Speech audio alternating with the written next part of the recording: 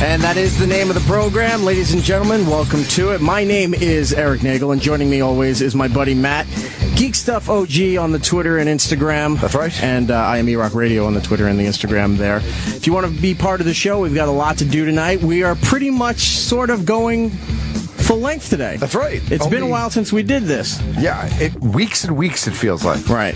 Well, we do have one little interview that we got to get to. That's but, right. Other than that, we're going to be here for go the distance, there if you go. will. 866-969-1969 is the phone number if you want to be part of the program, as they call it. The kids call it the program. Is that how the kids say it? That's how they do it. We have a lot to do, a lot to talk about, a lot to give away. I've been tweeting obsessively about this stuff. It's stacking up in the office, people. Lots of photos. I'm trying to give it to you. You do a good time. You do a good job trying to give it away. Right. You'd think. If only you could actually give it away. No, people do actually come in for this, but all of a sudden, then they send us more. Well, that's and then a good I'm like, thing, okay, too. cool. I gave all this away. No, there's more. All right, well, I'll give that away as well. If you haven't seen on the Twitter, E-Rock Radio, on Instagram, Twitter, all that stuff, we'll tell you right here on the air, because not everybody is that socially inept. So the kids say program, but they're not socially Well, we may have savvy. older listeners that okay. don't do social media. All right, I understand. Like, for an example, for the older listeners, Yes. a little later on the program, we're going to be talking to the creator of WKRP in Cincinnati. Right. Hugh Wilson will be on the phone. If you don't know what that show is, then you're under 30. Maybe you're under 35. But if you're over 35, you know this show. It was a huge hit in the late 70s into the 80s and on syndication. It was one of the things that piqued my interest in radio as a child and wanted to get into this business. And I'm going to say, having watched a little bit of it and prepped for the interview that I knew was coming up, it kind of holds up. Unlike some other shows, I feel like it still kind of holds up. Well, it holds up in two different ways. If you work in the business, some of the nitpicking and the fighting that goes on in there still happens to this day, no matter what business you're in, what company you're in for the radio business. All these things are happening. As far as the social humor and the humor of the day, it's there, but it's not overpowering where they're talking about Reagan or Nixon or Ford or, where it's just obviously dated, and if you're not part of that time, you're not going to laugh at it. There are jokes just about, basic human interactions where, like, okay, that is still funny to this day. Yeah, that still kind of applies. And look, it was formulaic sitcom sort of comedy, but it still applies in a lot of regards. I was kind of happy, I guess, because so many things, we've talked about it before, but so many things, you go back and you watch them and they're like, oh, horrible. Oh God, why Voltron, am I watching? He-Man. Exactly. Yeah. Even Thundercats. It's like, why? What happened? But anyway, so it was nice to know that it holds up a little bit. So we have DVD sets, the brand new DVD sets from Shout Factory of WKRP. Now, what's interesting about these new sets is they got all the licensing back to the music that they used originally on the television program. They used real rock acts. And when they were making fun of disco, real disco acts. But they didn't have the foresight to see that in syndication, or that maybe they would release it on VHS in the 80s and DVDs and what have you, that they still needed rights for that. Sure. So when it went into syndication and went on these box sets and everything, they had to pull the music and use generic production music in there, and it sounded horrible. It's one of the things that kept the Wonder Years off of DVD for so long, because they couldn't get the rights clearance, right? So now they got, thanks to Shout Factory and everybody else involved, they got all the music clearance done. And I'm plowing through the box set, and I'm halfway through season 2, and it's funny to hear when you hear the Rolling Stones and the Kinks, and then they go to Captain and Tennille for a gag, and you're like, this wasn't there when, they originally put all this stuff out. So we have a lot of those to give away. Say you're a parent, holidays are coming up, especially Thanksgiving, and you got to drive to the family. You want to throw a DVD in the back of the car there to shut the kids up. We've got Mr. Peabody and Sherman on Blu-ray, DVD, all that stuff for you, courtesy of DreamWorks and 20th Century Fox. We've got now this is something from our time period, maybe teenage time period, Animaniacs. Released Wacko's Wish first time on DVD, which is kind of cool for the adults and the kids. We have those to give away as well. And I was debating about this, if people would love it, and I think they would. So I'm going to give away sets of Pee-wee's Playhouse. Who doesn't love Pee-wee's Playhouse? You don't know. Sometimes you run into people who's like, I never got into Pee-wee Herman. Like, I don't know, get that shit. I don't know what he's doing. And if I'm not mistaken, I think he confirmed recently that there's another movie moving forward. I think he's finally able to move forward with it. I would love that. The first Pee Wee movie, if you go way back, the first Pee Wee special, right, was great, and then we got Pee Wee's Playhouse. But the first Pee Wee movie, directed by Tim Burton, I mean, that's Pee Wee's Big Adventures. That's like a cult classic, right? You know what? I don't even know if I didn't like Big Top Pee Wee, the second one. I don't remember much of it. I know I saw it once. It was weak compared to Pee Wee's Big Adventure. Well, if you're a Pee Wee fan, we have those to give away. Sure. And if also, we had him on the program early on, Weird Al Yankovic, who had, #1 album with Mandatory Fun. Now he has UHF on Blu-ray for the first time, so we're going to have those as well. Do they have to drink from the fire hose? I wish we could. Damn. I wish we could. That would be so awesome. Can we do Wheel of Fish, perhaps, in order to give them away? And then get a gift card to Spatula City. There you go. So lots to give away, and we've got some stuff we want to talk about here, so let's get going with that. It's, look, on the East Coast here, it's pretty cold. It's pretty freaking chilly. It was under 40 all day today. It was freezing. It was windy.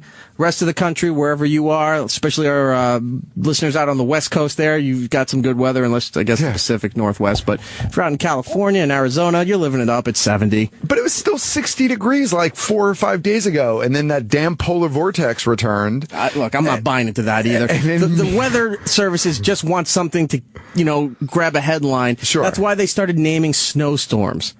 Because it was so popular with hurricanes. Right. Now, snowstorms have to be named. They're even naming tornadoes now. Well, Anti-M. It happens. No, it doesn't happen. It's bullshit. It's trying to just, capitalize. Create, a Twitter buzz, a hashtag, or something that they can put on the front page or on the bottom third of the screen there saying, snowstorm Gabriel is coming. Well, seriously, last winter, you could not turn on any news program, comedy news program, radio station without someone mentioning polar vortex at least once every 5 to 10 minutes. So, do you remember in, I'll say the early 90s, when they started publicizing El Nino? Yes. Right? And became a Saturday Night Live skit with Chris Farley as El Nino. Because, all right, maybe it existed, but nobody talked about it. It wasn't real scientific measurement of weather, and then it became a thing now. That's what they're trying to do with snowstorms and trying to do it with tornadoes by naming this thing, just so they can have a name to blame for when, a tragedy happens. Well, I just hope the snow stays away for a little while longer. I can take the cold. I'm not ready for the snow yet. It sort of happened. We got a flurry. I was driving in on Thursday morning, and I saw a minivan from Pennsylvania coming into the city with snow on the top of it. They got it. Our kind of immediate area got a little flurry, but nothing too crazy.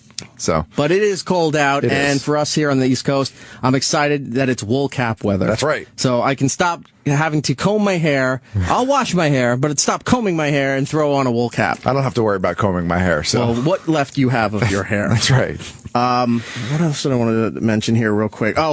Big Hero 6 was #1 domestically in the box office. Yeah, but beat out Interstellar. Right. It didn't beat him out internationally. No. But domestically in the United States was #1. Last weekend, ran a whole bunch of interviews that we did at Comic-Con for Big Hero 6. It's up on SiriusXM On Demand if you want to check that out. Also, if you're on SiriusXM On Demand, if you're not radio filing enough, if you're a big radio fan with the WKRP guy going to be on a little bit later, this week was historic. Yes. Thursday on Opie and Jim when the great Artie Lang came onto the program. Absolutely. Very few moments left in my radio career that I'm like, oh my God moments, or this is going to be historical. And this was one of them. If you haven't heard it, it's rerunning through the weekend, or you can go to SiriusXM. Why am I saying it so wrong? SiriusXM On Demand. I'm thinking faster than I can speak. Well, slow down. It's okay. We have time tonight. Remember, not as many interviews. You're right. I got to get used to that. SiriusXM On Demand. You can check it out there and check out Artie Lang's appearance with Opie and Jim, which was great. I still see people online talking about it.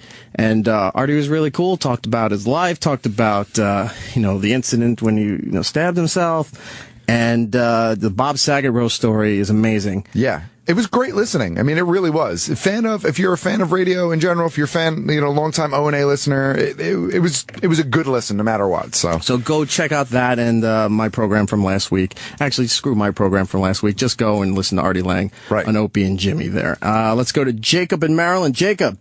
Hey, how's it going, guys? Good. How are you, sir? I'm doing well. Hey, I'm a meteorologist. I thought I could answer some questions for you guys if you had any. Why are you naming stupid storms? So it's not the Weather Service that's naming storms. It's actually the Weather Channel. And they have various reasons. I think the bottom line is it's probably a marketing ploy. Exactly. It's just so they could have a headline. A Twitter hashtag is pretty valuable nowadays. So I think that's probably what it boils down to. I can't believe the Weather Channel is still even around, let alone sort of relevant that it could dictate something like naming storms. I think the last time I put on the Weather Channel was a couple of weeks ago. They have a program on there called Two Fat Guys in the Woods, I think it's called. Have you seen on that the show? Weather Channel? On the Weather Channel.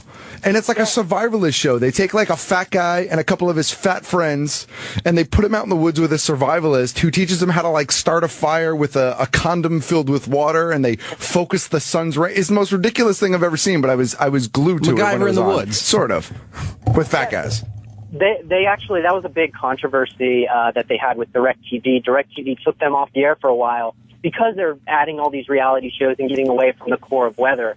But really, that's why a lot of meteorologists, at least my age, got into weather, is we grew up watching the Weather Channel. So it is kind of sad to see. It turned that way. What Jacob just said, I didn't even realize applied to me until he just said that.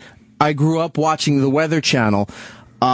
Despite what Sam Roberts likes to say about my life, I did not grow up in Florida, right? But I did vacation in Florida a lot, and it was in July and August, which is, the big chunk of hurricane season. Are you from West Palm? No, I'm not, and no one talked to you.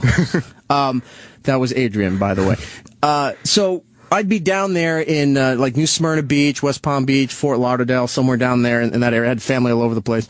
And hurricanes would hit. I remember being down there for Hurricane Andrew. Right. Which was the big one that fucked up Miami, hardcore. I used to watch this guy on the Weather Channel, who I guess is the legendary guy when it comes to anything weather now. Jim Cantori. Is he the old guy with the mustache? No, Jim. He's not the old guy. No, there was a thin old guy with a mustache who was on anytime. He was their hurricane expert. I want to say John. I think his name was. Damn it. John Neese. It might be, but it was an old guy with a mustache. He was a skinny dude.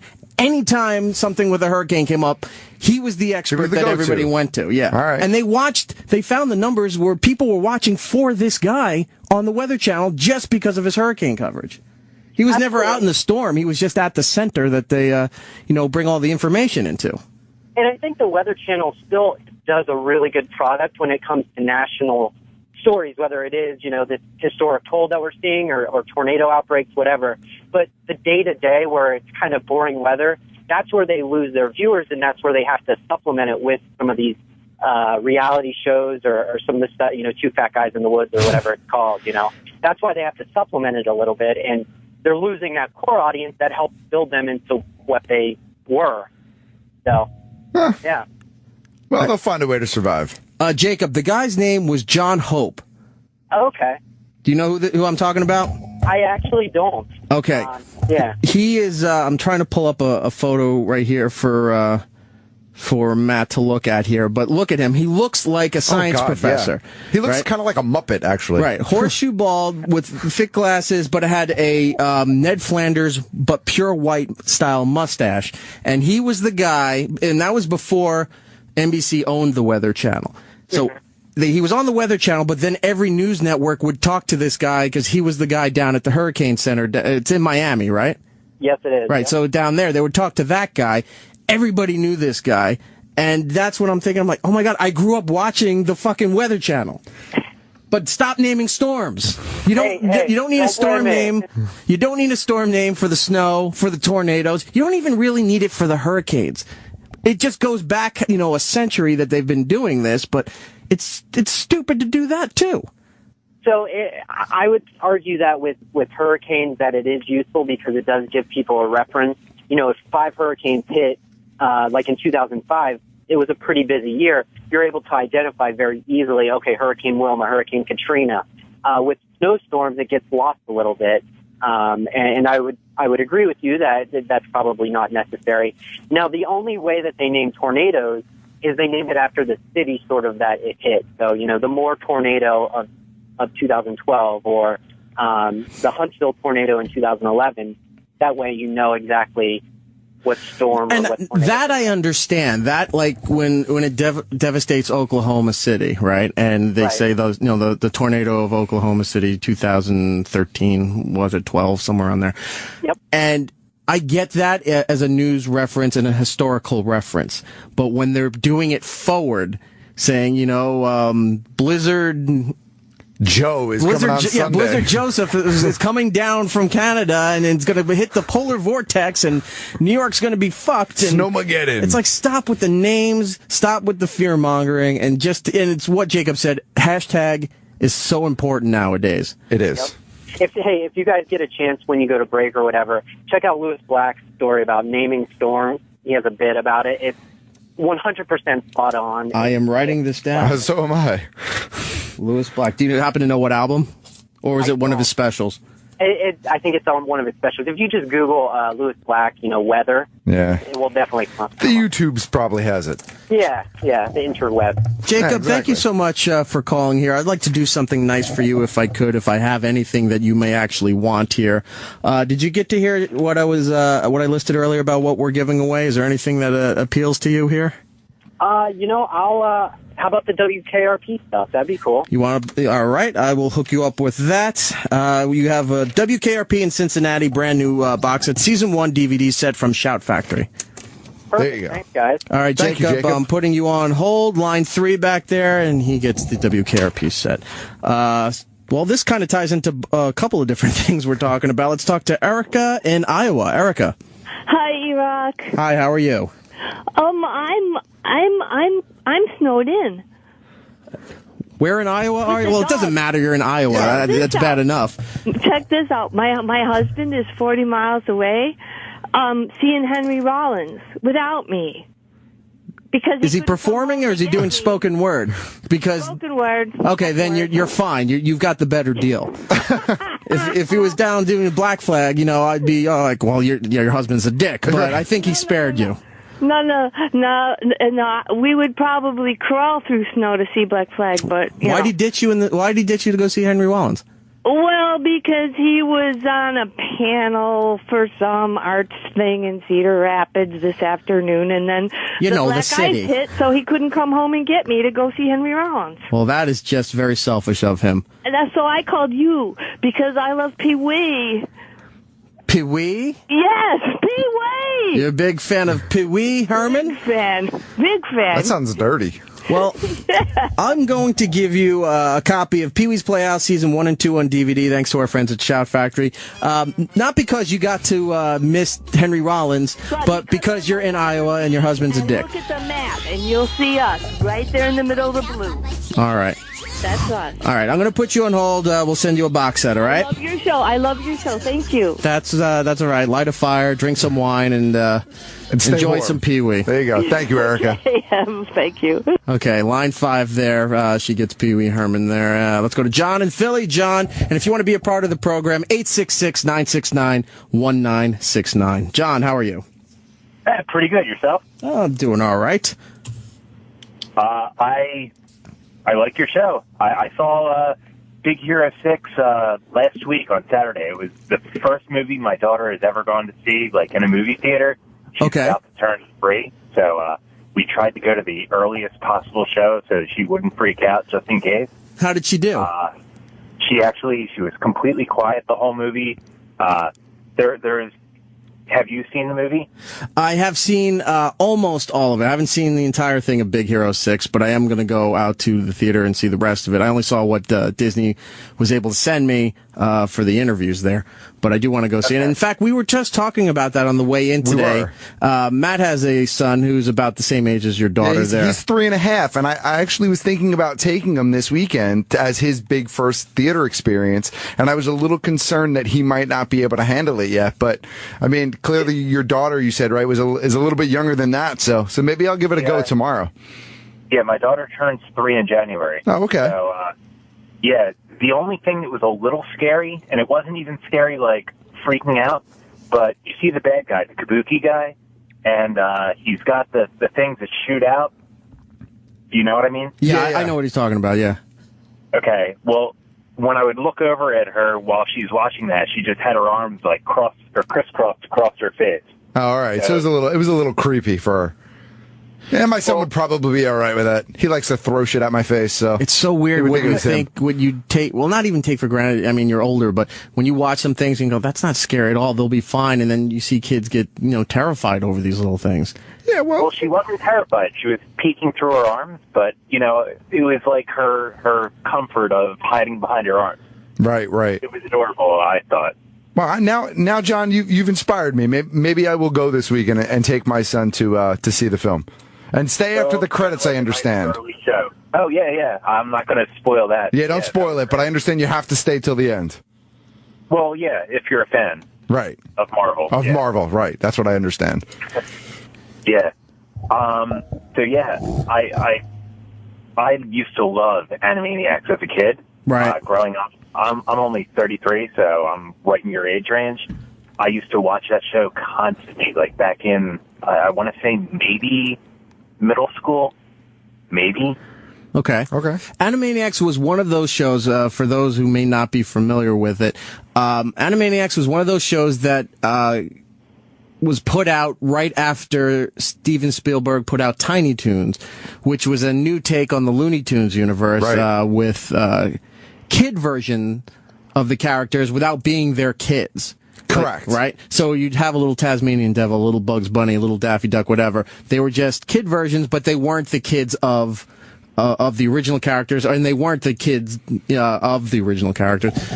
So that did really well, and they spun off Animaniacs, which was supposed to be a take on old school Warner Brothers universe, right? Where these characters were locked up for so many years because they couldn't control them, but they were very Three Stooges and Marx Brothers style of humor. It was definitely a different level of humor than Tiny Toons was, but Animaniacs was interesting because I think it appealed to multiple age ranges, whereas Tiny Toons... There was a lot of adult jokes in there. Although I would still go back and watch Tiny Toons now, but I think Tiny Toons was clearly geared towards a younger audience, where I think Animaniacs... It really kind of skirted that line. They were sneaking in a lot of dick jokes for adults as a kid's show, where somebody would say something sexually suggestive, and one of them would lean over into the screen and kiss his hand and wave to you. Go, "Mwah, good night, folks." Like, that was the fucking sex joke. Yeah. We can't do the show anymore. All the Hello Nurse stuff, right? I mean, that was all its own Staring form of at innuendo, boobs and all that. Yeah, which was what original Looney Tunes was when it aired in the movie theaters. Back for our grandparents, when they were little skits and stuff, they'd watch newsreels, they'd watch cartoons, and then get into the movie there. Right. So Animaniacs was another Steven Spielberg project. Did well, but I don't think got the push that it deserved. It was there. It was part of it was Fox Kids Afternoon thing. Yeah. And then it was Saturday mornings, and I just they didn't follow it up with a lot of merchandising, and I don't think it got a big push. It was weird. I think with Animaniacs, like, select characters made it bigger than others.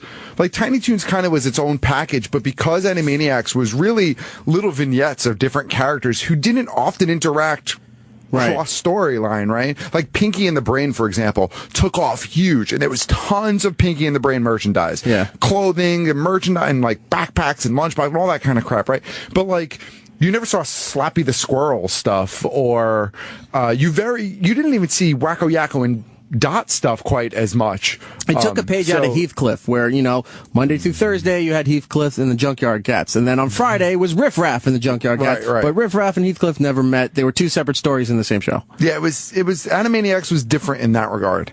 So Animaniacs, great show. Yes. And I'm assuming you're a fan based on the fact that you said you loved Animaniacs. So, John, what I'd like to do is I'd like to give you a copy of Animaniacs Wacko's Wish. It's the first time it was ever released, and especially on DVD.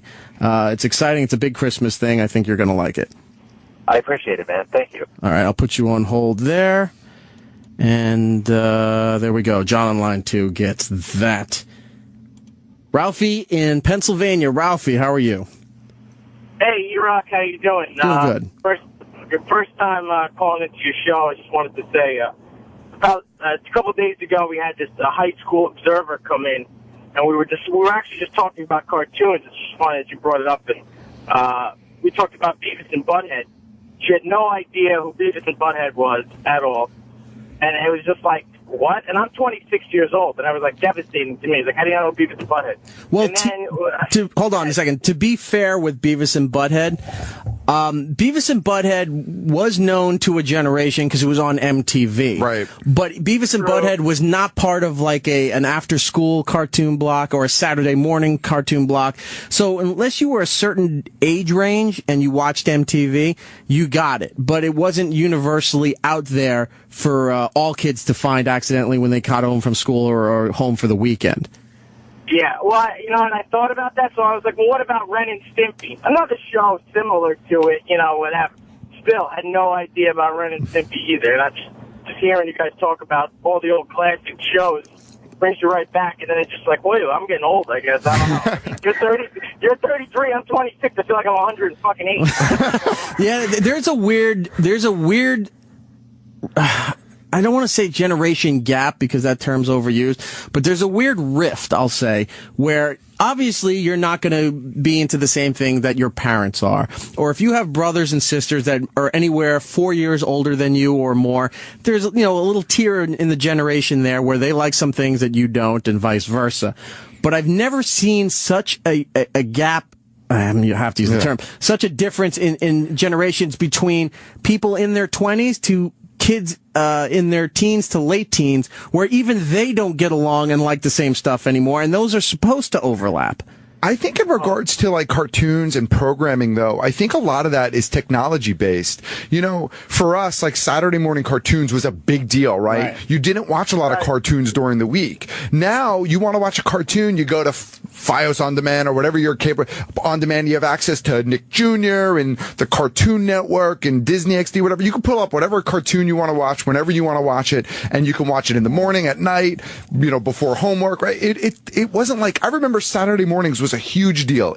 I would wake up early, I'd go and get my bowl of cereal, I'd sit on the couch, and that was like my whole Saturday was planned around Saturday morning cartoons. And I feel like that's no longer a big deal. So it's almost kind of like they take advantage of the fact that they have access to it. Yeah, well, you're spoiled by the change in the times, and like you said, technology there. So you can't really fault the kid for that. But it just seems weird that even growing up, you and I, right? Right. In the 80s, you knew what your parents liked. Oh, sure. Okay? You knew what your parents watched, the movies. You knew what was important back then and during their time. The movie stars, the TV stars. You knew all that stuff. Didn't mean you liked them. Like, my dad loved 50s doo-wop. Drove me fucking nuts. Because I was stuck with it in the car listening to, like, what was it, Don K. Reed's doo-wop shop on CBS FM at night. And I know all the songs. I don't sit there and listen to them, but if it came on, I was like, oh yeah, I know this, I know that. So you knew what your parents used to like, and you knew what was important as far as pop culture goes. Right. Nowadays, kids don't have anything, don't have any idea past their birth date of what was important. And I'm sounding like an old dude here, and I'm not complaining. It's just an observation that kids don't know anything past their birth date. And it's not just like, oh, it's not cool to know that stuff. They have no knowledge of this stuff because nobody brings it up anymore. You don't have Brady Bunch rerunning on television. I watched Brady Bunch as a kid, and I know that was on when, my mom was growing up, and she loved that show. But they don't have that anymore. Yeah, the Wonder Years, and I knew the theme song to All in the Family. I mean, they're the same kind of a thing. You talk about doo-wop and everything. I mean, like those kinds of shows where they were, ahead of their time. I mean, especially. But now, you kind of watch these shows, and they're just not as good as they used to be, I think. Anyways. But even then, to be fair, a lot of people would say those shows are not as good as they remember as being a kid. Because I know my dad would say that. But then again, he liked the Honeymooners, and the Honeymooners are just awesome, no matter what decade you're in. That's right, and they also, and Ralphie was in it. So I mean, that's a great name. So there you go. Yeah. All right, Ralphie. We're going to move on here. I'd like to hook you up with something if I could. Does anything I have appeal to you, or would you like me to reread it?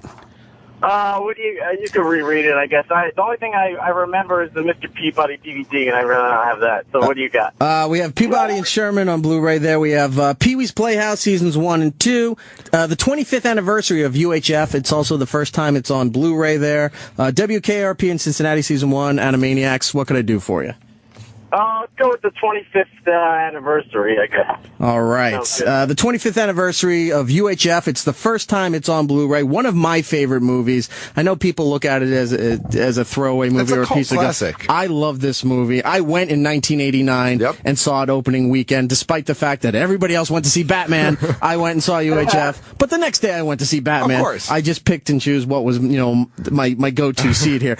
It's that, and it also has Al's 2004 Comic-Con panel. Oh, nice. The whole thing is on there as well, courtesy of our friends at Shout Factory. I'm going to put you on hold here, and we'll hook you up, all right? I love Shout Factory. Perfect. Thank you so much, E-Rock. Have a good night, guys. No problem, Ralphie. It was great talking to you. 866-969-1969 if you want to talk to us here on the program. David in Ohio. David, welcome to the show. Hey, how are you guys doing? Good. How are you on a Friday? Oh, Saturday night. Sorry. Saturday. I'm time traveling. Well, just working right now, listening to your show. I'm sorry for both.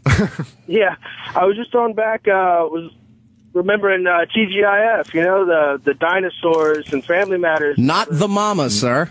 I love dinosaurs. I wish that they would just bring those shows back. Like now, the only thing they have is the animation domination on Sundays, but. They don't have the cartoons on Saturdays anymore or anything like that. We touched on this not too long ago. There was some articles that came out making a big deal that there was no Saturday morning cartoons anymore. And that was because I think the programming block was called Velocity on the CW, which is technically a broadcast channel. Excuse me. Was pulling the last of their children's programming on Saturday mornings. And people were like, is this a big deal? Or how are there outraged? But it's like, why? It was set for us growing up because we didn't have all the outlets that you have now. Right, like I was saying. Had we had all that, no one would give a shit about Saturday morning. They'd be like, I'm watching Nickelodeon on my iPad and I get Disney. What's the one, the new hipper Disney XD? Disney XD. Has some cool programming and such like that. So you'd be watching all those things. You can't watch it now because it's gone, but who cares? You wouldn't even be up yet because you'd still be playing your Xbox 360 or your One or whatever. Right. Which, by the way, I think I'm going to have to get one of those next-gen platforms. You could say it. The Xbox One is awesome. I have one, and it's amazing. So, well, if I learned this correctly, I've started to see trends that one next generation console is for a certain group of people, and the other generation console is for another group of people. I want a PS4. You're not on the right line for that. You're supposed to be an Xbox One person. Nope, I've always been a PlayStation guy. I think PS4s are more over at Shade 45, and Xbox One is on the Opie radio. Then I'm heading over to Shade. Okay. Well, if I got that right, I think I'm going to be asking to maybe get an Xbox One for the holidays. You're going to hope Santa Claus brings you one? I'm going to hope Santa brings me, does right, and brings me an Xbox One. Remember, carrot sticks for the reindeer and cookies and milk for Santa, and you'll get whatever the hell you want. Well, if he's late, I'm eyeballing that shit. I love snickerdoodles. David, I'm going to hook you up here with something that was a good call. What do I have here that would interest you, sir? Do you want Pee-wee? Do you want Mr. Peabody? You want UHF, WKRP, Animaniacs? I definitely want the Animaniacs. Animaniacs, it is. Wacko's Wish. It's the first time ever being released, thanks to our friends at Shout Factory there. I'm going to put you on hold. David, line 2, we'll get that. Who do you want to go to now? Anybody look interesting? 866-969-1969 is the phone number to get in touch with us on the program. Yeah, look, I mean, I would disagree with there's no animation on TV anymore. I would George or Gene in Chicago. I think there's plenty of animation on TV. It's just available at different times and in different formats. What up, Gene? Hey, how you doing? Is that short for you, Gene? No. Oh, it's just Gene in general. It's just Gene in general. No, it's just when I was much younger. I'm in my mid-40s now. Cartoons were a really big deal. They had a special showing what cartoons were coming on, etc. I mean, my favorite cartoons growing up were like Johnny Quest and Thundar the Barbarian. Oh, sure. Okay, great stuff. But it seems that now, over time, it slowly degenerated into a toy commercial. And now there aren't even, I read the article about there's no Saturday morning cartoons anymore. Yeah, Who's the last holdout? The CW channel or whatever? No, CW was the ones that got rid of the Velocity block, and now there's no cartoon programming on broadcast television. But you got a 24-hour Cartoon Network, and TBS runs a bunch of stuff. And Disney still puts out some decent stuff. Is Boomerang still a channel? I don't know. I used to love Boomerang. I believe it is. But shows like Phineas and Ferb, Gravity Falls, which are both on Disney and Disney XD, those are actually pretty good cartoons that, in my opinion, they feel a lot like the cartoons that I grew up with. And I think they appeal to multiple age ranges, too, which is kind of weird. If you've never seen any of them, you think I'm crazy right now. But watch an episode of Phineas and Ferb or watch an episode of Gravity Falls. And those are just the two that happen to pop up off the top of my head. But I think there's a lot of animation out there. I think there's a lot of cartoons out there. I think they're just available at different times and in different formats. That's all. Yeah, well, I mean, in the 80s is when it started to go downhill with all the toy commercials. Well, of course, Gem and Mask and all G.I. Joe and. Well, that was pretty much all Hasbro. Hasbro hit on Transformers, and they were like, holy shit, we could turn everything into a toy line and a TV show, and it was everything. You're right though, but a lot of that was Hasbro back in the day. Not that stuff was bad, it was just that's what it was.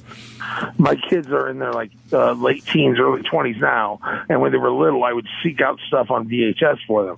So they're big fans of Johnny Quest, which, in my opinion, was the greatest cartoon ever. Hold on, really? You thought so? Because I watched some of the old Johnny Quest. The adventures are good, but the dialogue's so horrible. The what? The dialogue is so horrible. I don't know. It's born of the Cold War. I would rather watch Herculoids or Thundar over Johnny Quest. Really? That's not bad. I like Herculoids. That's all Hanna-Barbera, right? It is Hanna-Barbera. Right. Yeah. And if you were a big Johnny Quest fan, sir, have you discovered the Venture Brothers?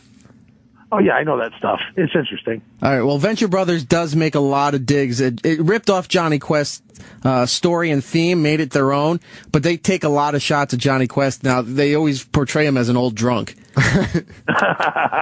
So if you haven't checked it out, it's on Adult Swim, and all the DVDs are out. Check out the Venture Brothers. You'll really love it. One of the best that I'm an attorney by trade, and one of the best that you guys know Harvey Birdman, attorney at law? I love it. Absolutely. Stephen Colbert. Oh, that stuff, that rule. The one where they made Race and Dr. Quest a gay couple fighting over custody. That is hilarious. There was another one where they made, they thought that Fred Flintstone was a mafia don, and they wind up, putting him to trial and going to jail, and it turns out it was Barney Rubble pulling the strings the whole time. Like he woke up and Dino's head was in the bed. You know what show was really good too? That kind of to me was in the same vein as Harvey Birdman. Space Ghost, Coast to Coast, when it came back. That's what started that whole new generation of taking the old stuff and making it wacky and fucked up for a new audience. I still sing those Brack songs. The Brack Show starring Brack, produced by Brack, whatever that was. I have all the albums. Don't Touch Me is still one of my favorite Brack songs ever. That and Driving Down. Don't touch me. Yeah, that. Don't touch me. If you haven't seen those albums, go on iTunes, download all of them, or check them out on YouTube. There's Absolutely. Okay. He did a song with the Chieftains. If you don't know them, they're a really popular Irish folk band. There's some great crossovers on those. But Coast to Coast was so hilarious. He had some great guests on. I remember he had Beck on in one episode. I mean, it was just some really bizarre. That was a really bizarre show, Coast to Coast. It is. But the old Space Ghost was good too. But it was just interesting to see those characters doing that thing. Old Space Ghost is horrible if you ever watched it. When USA used to have USA Cartoon Express, right? And I think that was on the weekends too. They used to show a lot of Space Ghost and Birdman and all those characters that never really became anything. Plastic Man and Turbo Teen, the kid who would get hot water thrown on him and turn into a car for some reason. He looked like a GoBot. Yeah, right. When I was growing up, I grew up in the Detroit area, and when I was growing up, we still had regional television, and that's one of the highlights when you were a little kid is to travel to go see your cousins, to see what the local shows were and what was on in the afternoon, etc. Right. You guys remember Ultraman and Johnny Sacco and his flying robot? I remember Ultraman. I don't remember the other one though. Okay, well, will never forget that they used to this little blurb before the show came on, because the point of the show was the little kid who had like a giant transformer robot, and he would go and like jump off a cliff, and the robot would come catch him. Okay. So they would do this little blurb before it goes, "This show is pretend." So we want you to remember that the actors are just pretending. Oh, Jesus. So I guess kids were like jumping off their roof waiting for the robot to catch them. So the lesson is kids have been stupid always. That's really what it is. It's not just a modern phenomenon. No, it's not. All right, Gene, we got to move on here. I want to hook you up with something, but I don't know if you're one of the gentlemen that would enjoy anything that I have to offer you here. I would love to have Pee-wee's Playhouse. You want Pee-wee's Playhouse? There you go. Then, sir, you got it. I'm going to put you on hold. Line 7, Gene in Chicago got a copy of Pee-wee's Playhouse Seasons 1 and 2 on DVD. He sounds like a guy who works in waste management. Oh, geez. So I'm going to be nice to Gene in Chicago. Going back to staying at the end of movies and credits and stuff because they put stuff on there. Let's go to David in Florida. David, where in Florida are you? Gainesville. Upper East Side. Just about 2 hours north of Orlando. Right, okay. In the middle. Yeah. It's about 65 degrees and clear here. You're the last stop before crossing the Georgia line. Yeah, pretty much. We're about 75 miles south of Georgia. Look at me going local for Florida. Wow. Yeah. So, well, David, you grew up there. What did you want to talk about with the credits there? Well, I know you're a movie aficionado. I was wondering, when did they start putting the hidden stuff in the movies? I was trying to think back where you'd actually sit there and watch the credits, and someone would come out and say, "Are you still here? Why are you watching? Go home." And what you're saying right there is a reference to Ferris Bueller at the end when the credits are done, and he's like, "You're still here? Go home." Yeah. But what's been going on for so many years? I think the 70s is when this started. Is they would show either extra footage or outtakes and fuck ups and deleted scenes, and run it during the commercial, so you had something extra to watch. It was like bonus movie. Right. I remember being in the theater seeing Great Outdoors, and with John Candy and Dan Aykroyd. And at the end, while the credits are going, they're playing that blues song that I can't remember off the top of my head, but they're all in the bar and they're dancing around through the entire length of the credits. So they always had that. But I think in the last 10, 15 years is when they started to make it where you got to watch the credits at certain parts because there's pieces that add to the movie or for the next movie. Right. I think that's relatively a new thing. Maybe I'm wrong on that. Stuff in the credits is not new, but stuff that leads to, gives you hints of what you just saw and what's still to come, I think that is fairly new, say the last 10 to 15 years. Maybe I'm wrong. Somebody knows the correct answer, 866-969-1969. I'm glad you told me Ferris Bueller would have driven me nuts all night thinking about it. I'm going to hook you up here. David, what would you like? Anything appeal to you here? WKRP. You want WKRP? Nice. Yeah, I'd love that. All right, WKRP in Cincinnati, Season 1 DVD is going to you. I don't think we're going to have time to talk to Mr. Wilson tonight. Oh, no. So we may have to bump it to next week. I do apologize. We're running out of time here. Phone banks are lit, and I kind of just want to keep going on with this. Keep rolling with it. All right. Mr. Wilson will understand, I think. He will. I'll give him a call. We're good friends. You'll sweet talk him. Let's talk to Carly in Louisiana. Carly. Hey, Eric. Hi, how are you? I have a question. Okay. I'm good. I think you might be the only person who can help me. Oh, no. Yeah. What did I do now? I have this argument with everyone. Okay. Well, everyone who might have watched The Tick. Okay. The Tick. The Tick? Yes. Wait, are you talking the TV show or the animated series? No, animated. Okay. On Fox, right? Right. It was part of the Fox Kids Saturday morning. I could swear that the voice changed after about, I don't know, episode 4. The voice of the Tick was a guy named Ben Endland? Not at first, Eric. Don't tell me I'm crazy. I'm not crazy. Matt's looking it up right now here for you. Yeah, because I don't remember. I don't remember it changing. I'm not saying it didn't. I'm just saying. And if it did change, it wasn't one of those how Anthony used to bring up the Fred Flintstone and the fake Fred. I don't recall the voice ever changing. It did. Now, didn't the Tick start at night? First of all, wasn't it at night? I don't remember the Tick starting at night. Tick was a comic book that got changed over into an animated series and then a short toy line with that. I'm not crazy, Eric. Okay. I remember this. So the voice of Arthur changed from season 1 to season 2. It was Mickey Dolenz to Rob Paulson. Rob Paulson was also Wacko and a bunch of people in Animaniacs. But I'm seeing the same gentleman, Townsend Coleman, attributed to the voice of the Tick. It's wrong. That is wrong. It's wrong. I have Townsend Coleman. Yeah, that's what I see.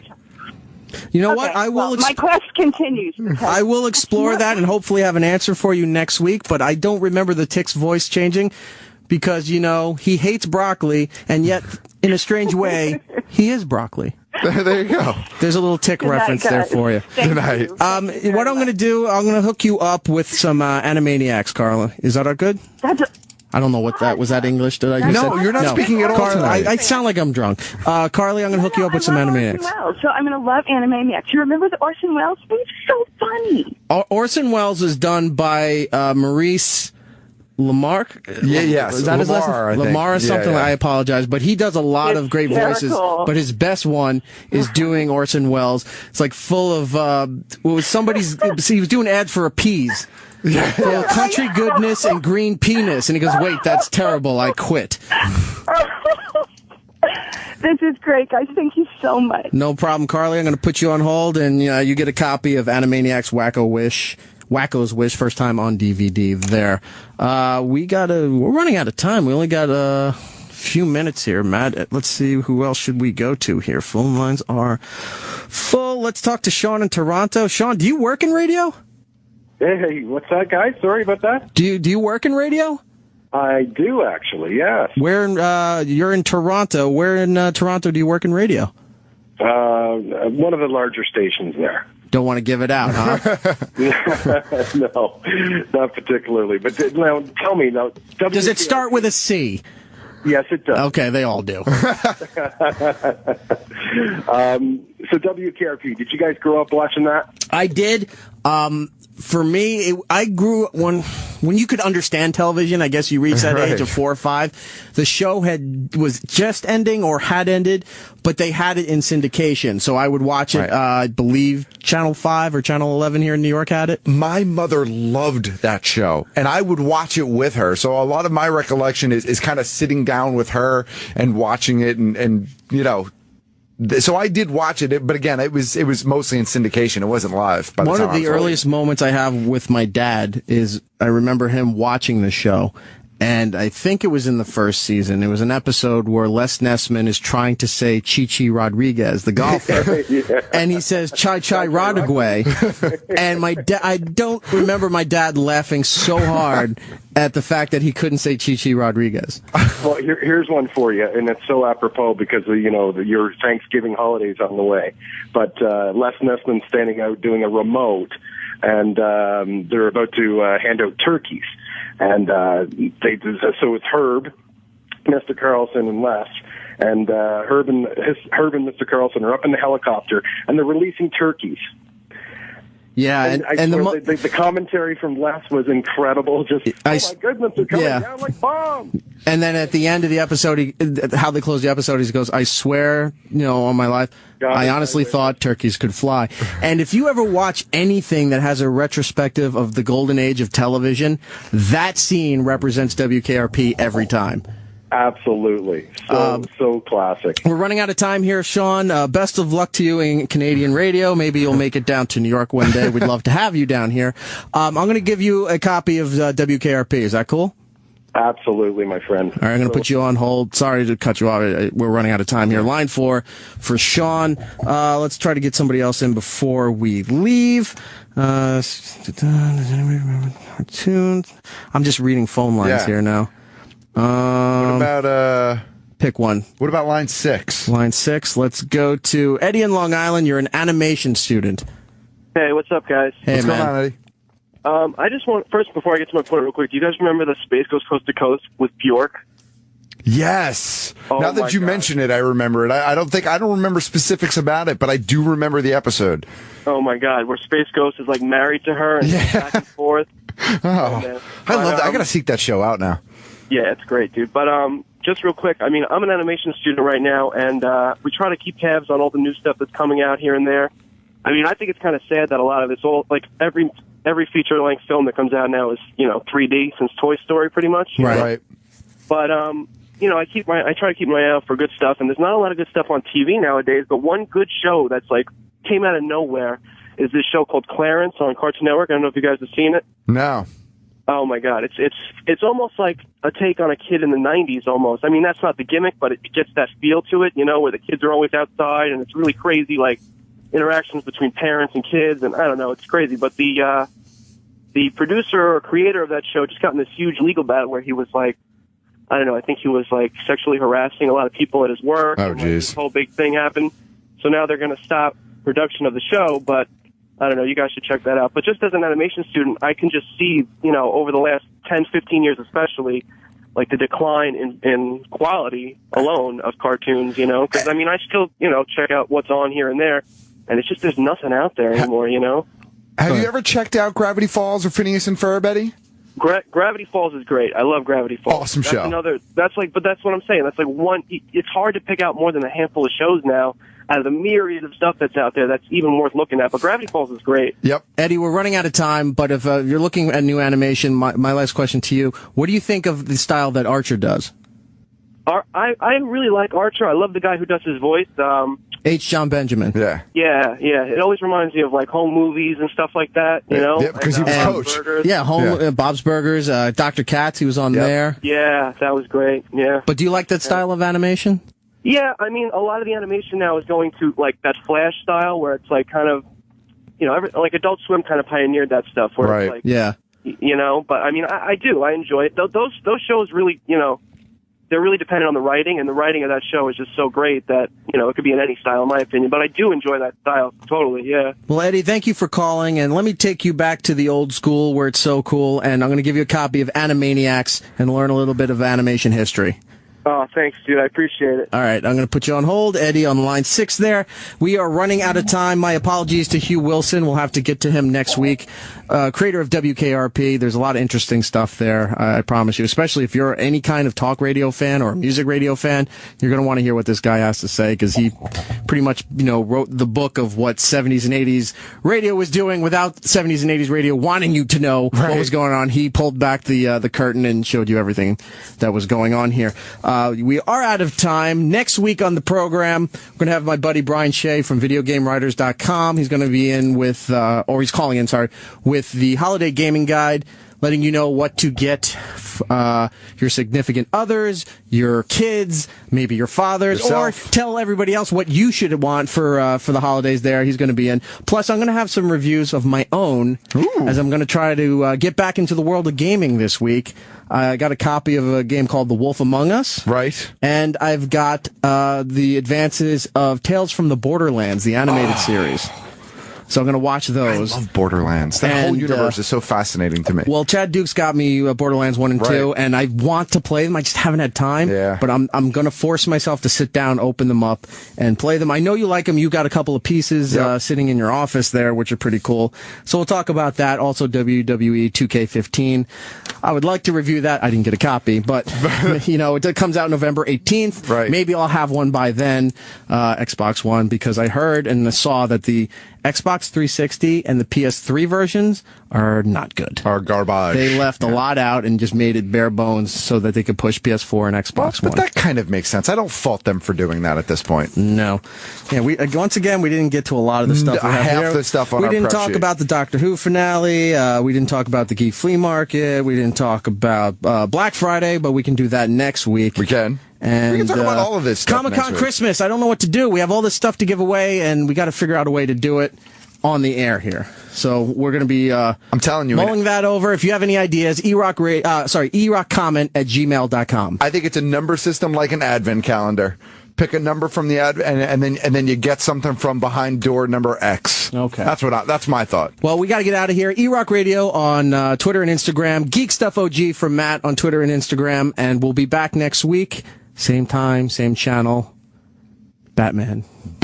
Yes. On here on Opie Radio. Till next time, be seeing you. Okay, cool. I gave all this away. No, there's more. All right. Well, I'll give that away as well. If you haven't seen on the Twitter, eRock Radio, on Instagram, Twitter, all that stuff, we'll tell you right here on the air, because not everybody is that socially inept. So the kids say program, but they're not socially savvy. Well, we may have older listeners that don't do social media. All right, I understand. Like for an example, for the older listeners, yes. A little later on the program, we're going to be talking to the creator of WKRP in Cincinnati. Right. Hugh Wilson will be on the phone. If you don't know what that show is, then you're under 30. Maybe you're under 35. But if you're over 35, you know this show. It was a huge hit in the late 70s into the 80s and on syndication. It was one of the things that piqued my interest in radio as a child and wanted to get into this business. And I'm going to say, having watched a little bit of it and prepped for the interview that I knew was coming up, it kind of holds up. Unlike some other shows, I feel like it still kind of holds up. Well, it holds up in two different ways. If you work in the business, some of the nitpicking and the fighting that goes on in there still happens to DreamWorks and 20th Century Fox. We've got now this is something from our time period, maybe teenage time period. Animaniacs released Wacko's Wish first time on DVD, which is kind of cool for the adults and the kids. We have those to give away as well. And I was debating about this, if people would love it, and I think they would. So I'm going to give away sets of Pee-wee's Playhouse. Who doesn't love Pee-wee's Playhouse? You don't know. Sometimes you run into people who's like, I never got into Pee-wee Herman. Like, I don't know, get that shit. I don't know what he's doing. And if I'm not mistaken, I think he confirmed recently that there's another movie moving forward. I think he's finally able to move forward with it. I would love that. The first Pee-wee movie, if you go way back, the first Pee-wee special, right, was great. And then we got Pee-wee's Playhouse. But the first Pee-wee movie directed by Tim Burton, I mean, that's Pee-wee's Big Adventures. That's like a cult classic. Right. You know what? I don't even know if I didn't like Big Top Pee-wee, the second one. I don't remember much of it. I know I saw it once. It was weak compared to Pee-wee's Big Adventure. Well, if you're a Pee-wee fan, we have those to give away. Sure. And if also, we had them.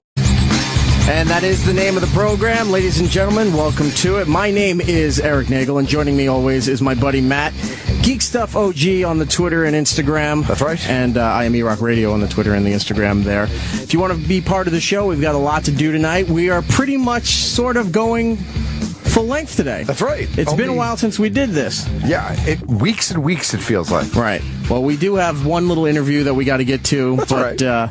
Other than that, we're going to be here for go the distance, there if you go. will. 866-969-1969 is the phone number if you want to be part of the program, as they call it. The kids call it the program. Is that how the kids say it? That's how they do it. We have a lot to do, a lot to talk about, a lot to give away. I've been tweeting obsessively about this stuff.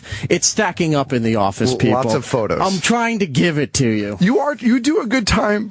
You do a good job trying to give it away. Right.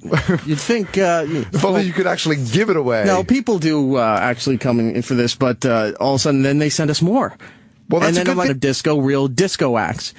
But they didn't have the foresight to see that in syndication, or that maybe they would release it on VHS in the 80s and DVDs and what have you, that they still needed rights for that. Sure. So when it went into syndication and went on these box sets and everything, they had to pull the music and use generic production music in there, and it sounded horrible. It's one of the things that kept the Wonder Years off of DVD for so long, because they couldn't get the rights clearance, right? So now they got, thanks to Shout Factory and everybody else involved, they got all the music clearance done, and I'm plowing through the box set. And I'm halfway through season 2, and it's funny to hear when you hear the Rolling Stones and the Kinks, and then they go to Captain and Tennille for a gag, and you're like, this wasn't there when, they originally put all this stuff out. So we have a lot of those to give away. Say you're a parent, holidays are coming up, especially Thanksgiving, and you got to drive to the family. You want to throw a DVD in the back of the car there to shut the kids up. We've got Mr. Peabody and Sherman on Blu-ray, DVD, all that stuff for you, courtesy of this day, no matter what business you're in, what company you're in for the radio business. All these things are happening. As far as the social humor and the humor of the day, it's there, but it's not overpowering where they're talking about Reagan or Nixon or Ford or, where it's just obviously dated, and if you're not part of that time, you're not going to laugh at it. There are jokes just about, basic human interactions where, like, okay, that is still funny to this day. Yeah, that still kind of applies. And look, it was formulaic sitcom sort of comedy, but it still applies in a lot of regards. I was kind of happy, I guess, because so many things, we've talked about it before, but so many things, you go back and you watch them and they're like, horrible. Oh God, why am I watching? He-Man. Yeah, exactly. Yeah. Even Thundercats. It's like, why? What happened?